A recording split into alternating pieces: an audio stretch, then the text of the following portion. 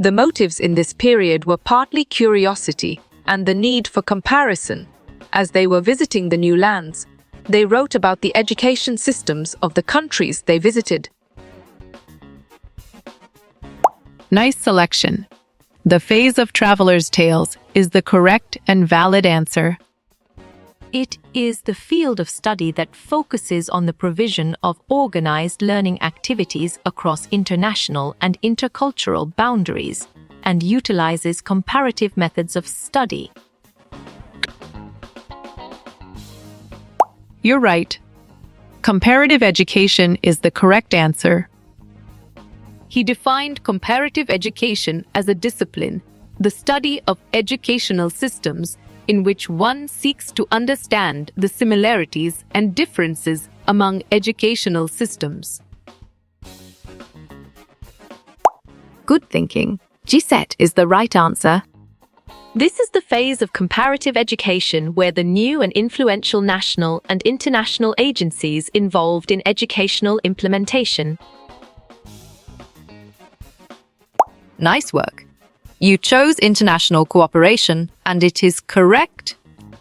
The revolution carried the principles of efficiency and the profit motive into education and gave rise to the rise of private education. Great thinking. Current age is the right choice. The Education Expansion Program, which gained major traction during the 1960s, did not yield the anticipated societal advantages. Strong choice. 1970s is the right answer. It is the field of education that analyses the education system among countries using the data and system to improve education. Excellent choice. Comparative education system is the right answer. Education was no longer seen as a wonder cure to all societal ills, nor as being held captive by power relations in society.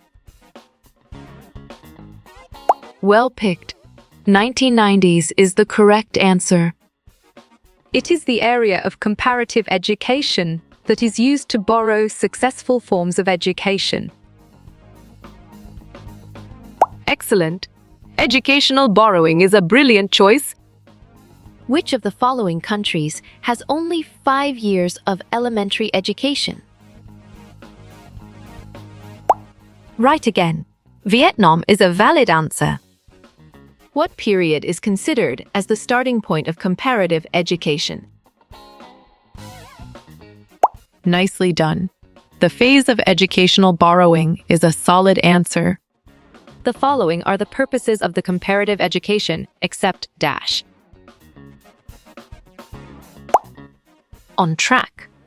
To highlight the relationship among students is the correct answer. Who is considered as a father of comparative education? Right choice. Marie-Antoine Julian is the best answer. How you will get all these quiz questions in PDF books format? Smart pick. Contact Narayan Changda is the correct choice.